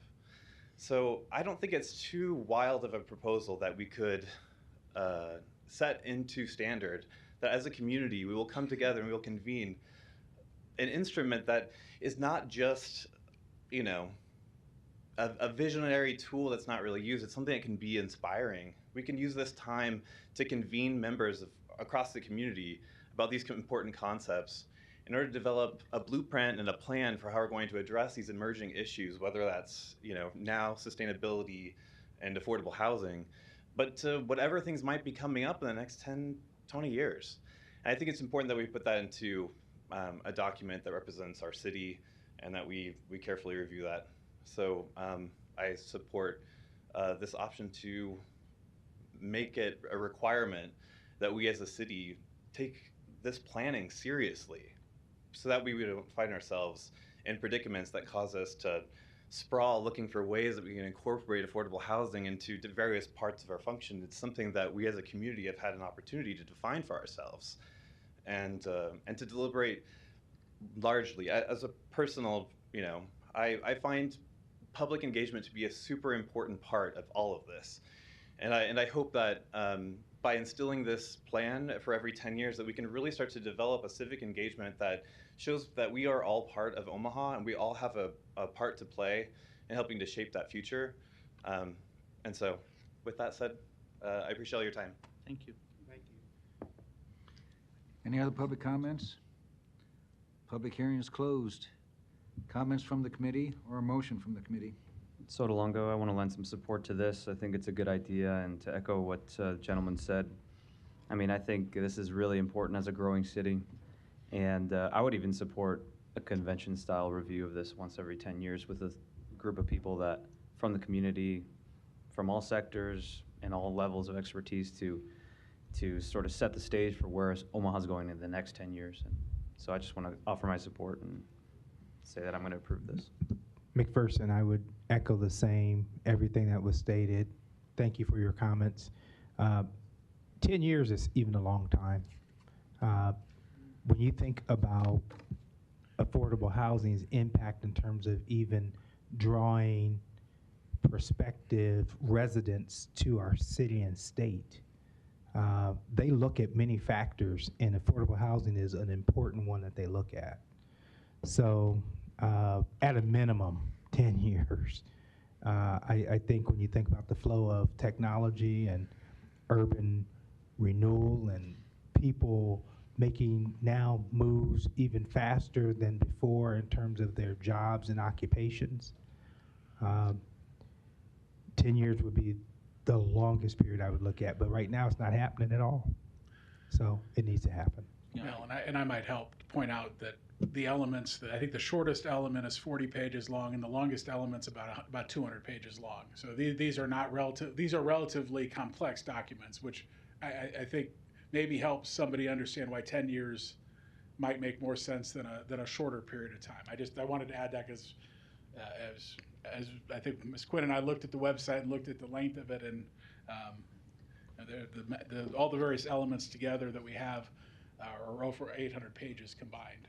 So, McPherson again, I had a chance to talk to a couple of folks in this august group here, and so I would say, per this conversation, I would move that we approve this. Which one is this? 7.05. Thank you. 7.05 as written.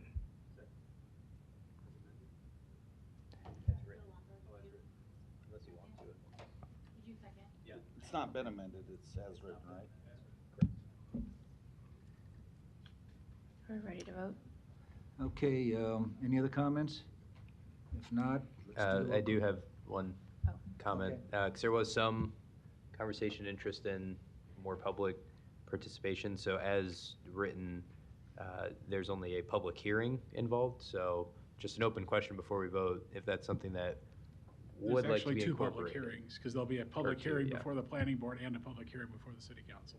Correct. Yeah. Thank you, Bernard. And our subcommittee in our first meeting discussed a few issues such as accessibility, issues with looking up the master plan, how readily available is the master plan, and I think we've got some recommendations coming that Bernard will be working on later on. Bernard's going to be busy. So I guess my question is, before voting, would we like to incorporate more public feedback in a manner similar to this, or do we want to leave the process as it currently is? I just wanted to ask the question before we vote on this, and then have to backtrack if there is significant interest. I think that, one is, I support this, the 10 years. I think organizations do that, the library has it, public schools do and all that, but I think 10 years for what you're doing on development, I think that's the right time. 5 years would be too short, but. Can you mic it? Oh, I'm sorry. The problem I see though is you already have public input through those meetings. I